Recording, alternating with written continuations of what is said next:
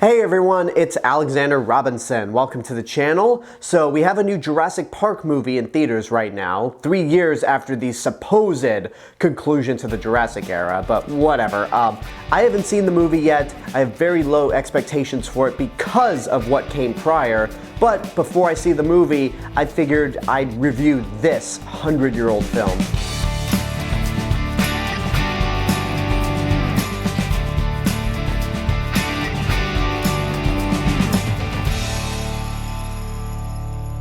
This is my retro review for The Lost World, which came out in 1925, 100 years ago, and ties with The Gold Rush as the oldest movie I have reviewed on the channel. This movie is based off a book written by Sir Arthur Conan Doyle, who is the creator of Sherlock Holmes. It follows an adventurer named Professor Challenger as he travels to South America, specifically on a mysterious plateau, to prove the existence of dinosaurs. Because back in London, none of his colleagues believe him. He's considered a laughingstock, but he is destined to prove that these prehistoric creatures exist. So, along with some of his other colleagues and a journalist who is destined to prove to his girlfriend that he is brave and not a coward, they soon discover that yeah, dinosaurs do exist on this plateau in South America, and they eventually bring one of them back to London. This is actually going to be a pretty difficult movie to review because I'm in the generation that grew up with Jurassic Park. It was a huge staple in my life and the lives of so many other kids of the 90s that watching The Lost World, the 1925 film, not the sequel to Jurassic Park, might feel pretty underwhelming because this movie came out 100 years ago.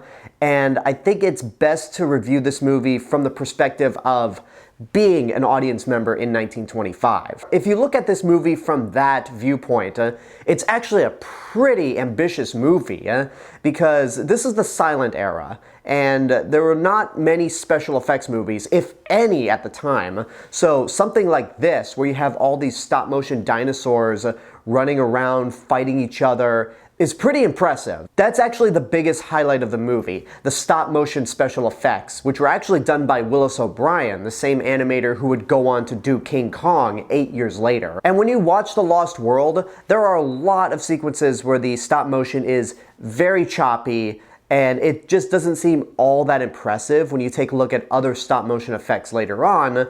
But again, you have to take into consideration that this movie came out 100 years ago and was basically the first of its kind. So while it might seem primitive and crude by 2025 standards, I can imagine in 1925, this movie melted brains. So I feel like this movie is more or less a test reel for Wallace Beery. Because while the special effects in this film are admirable, the jump between this and King Kong in 1933 is just leaps and bounds from each other. King Kong was the movie where he perfected his special effects technique, where the creatures moved with more fluidity. There are more scenes where you believe that the actors are interacting with these animals.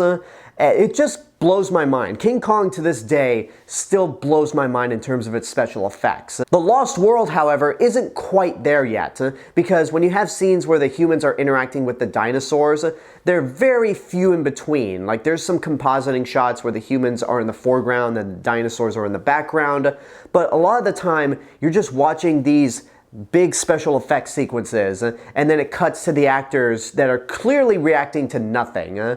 So it can get a little awkward. It's not as fluid, again, as King Kong would be. I also have to say, when it comes to some of these special effects sequences, they can get pretty brutal. There are a lot of dinosaur fight scenes in this movie, mainly when the Allosaurus is just being an asshole to everyone and killing everything in its path. There's one sequence where the Allosaurus is fighting not a Styracosaurus or a Triceratops, but a ceratopsid nonetheless, and gets not only killed by that dinosaur, but the dinosaur, like, spills its guts all over the place, and you're just like, whoa, that's pretty intense right there. I mean, there was no rating system at the time. It was the Hays Code instead. But I guess stop motion dinosaurs getting gutted and having their guts spill out everywhere is a-okay with the Hays Code. The human characters I found to be alright. There's not really a whole lot of focus on them. You got Professor Challenger, who is destined to prove that dinosaurs exist, and then you have the journalist, who isn't really much of a character. Although I do love the moment when he sneaks into Challenger's meeting about the expedition to the Lost World, because journalists are barred, and when the journalist reveals himself to be a journalist, Challenger just loses his shit and tries to strangle the life out of him, and you're like, whoa, that's intense.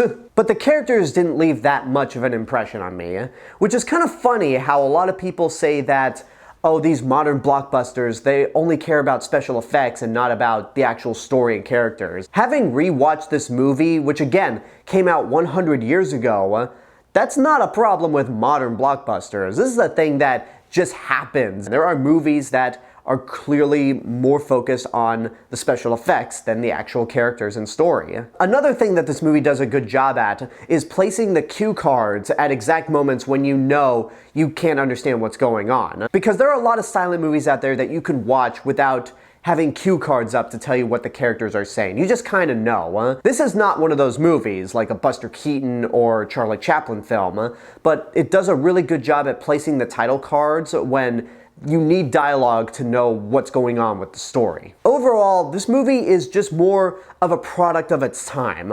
You can commend the special effects for 1925, and it does have some really entertaining dinosaur sequences, especially when you get to the Brontosaurus rampage at the end of the movie in London. This might be one of, if not the first, monster movie rampage sequence, and obviously it inspired Steven Spielberg's ending to his Lost World. So if you're more interested in the history of monster movies and kind of seeing where the earliest signs of that genre began, then I'd say check out The Lost World. But for me, myself, I'd say watch at your own risk. There are things to like about this movie, and I pretty much rate this movie the way I would rate any modern blockbuster where the special effects were the highlight, whereas the story and characters were not. Now, I actually did read the original book, The Lost World. It was about 20 years ago, but it does have a really great sense of adventure. And I've actually seen 2 other adaptations of the Sir Arthur Conan Doyle story. One of them is very loose and is more or less a mockbuster of The Lost World Jurassic Park when it came out in 1997. This adaptation of The Lost World came out in 98, and I remember thinking that it was the 3rd Jurassic Park movie because you had a character that looked like John Hammond that gets mauled and killed by a dinosaur in a really gruesome way. And then once we got to the actual Jurassic Park 3, I realized, oh, that this is not a Jurassic Park movie. But the adaptation that I recommend of The Lost World is the one that came out in 2001. It was a British made-for-TV movie produced by BBC. It had Bob Hoskins as Professor Challenger, and a lot of the dinosaur models came from the Walking with Dinosaurs miniseries that BBC also produced. That's a really good adaptation of The Lost World, and if there's any film adaptation that I'd recommend, it would be that. Admittedly, I have not seen this movie since it aired on TV in 2001, but I would love to rewatch it because based on my memory of it, this is the Lost World adaptation that I would say, yeah, is really good and appeals to a more modern audience.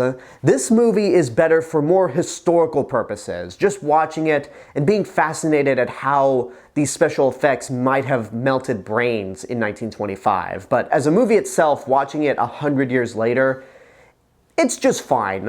When it comes to a silent movie, I prefer the broad comedies, like from Buster Keaton or Charlie Chaplin. Those movies just have so much universal value, whereas we really got spoiled with Jurassic Park when it came to this movie. And there you go, that's my review for The Lost World. I hope you enjoyed it. I want to thank you guys so much for watching this review. I want to give a special thank you to my subscribers and YouTube members right over here. You guys are the reason why this channel continues to grow every day. And if you want to help to financially support the channel, you could do so via YouTube memberships for as little as $1.99 a month. But until next time, I want to know what you guys think about The Lost World. Whatever your opinions are, let me know in the comments below. Don't forget to like the video, subscribe to the channel, and hit the bell button to get notifications. If you want to find me elsewhere on the internet, you can find me on these social media platforms and my theme park and travel channel right here on YouTube. I'll see you guys in the next video, but until then, have a good day and take care of yourselves.